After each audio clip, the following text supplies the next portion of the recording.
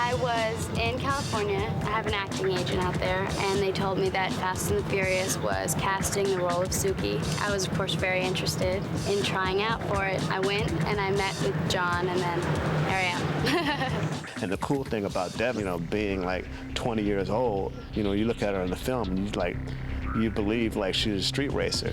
I was really like hard on her in terms of like, hey, you're the only chick that's gonna be racing, so you really got to hold it down. It was so much fun though. It was almost like being in an arcade and being able to sort of do anything you wanted to do with a car. I guess I really learned about the car culture through the first Fast and the Furious. I love John. He is so giving to his actors, and he's a great teacher. I can't imagine what it's going to be like if I ever have to do anything without him. I wouldn't ever want to. We rehearsed a couple days before.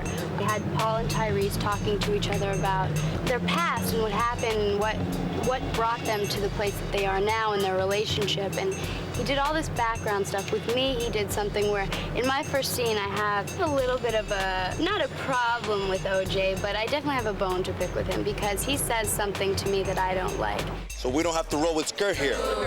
Idiota. And in the rehearsal, he had us do a skit where he comes up to me and he tries to pick me up, and I'm not interested in getting picked up, and I really don't want anything to do with him unless it has something to do with me helping him with his car. I was like, oh, these guys, they're movie stars, they're probably gonna have an attitude, I'm really not gonna even, want to have anything to do with them on any level.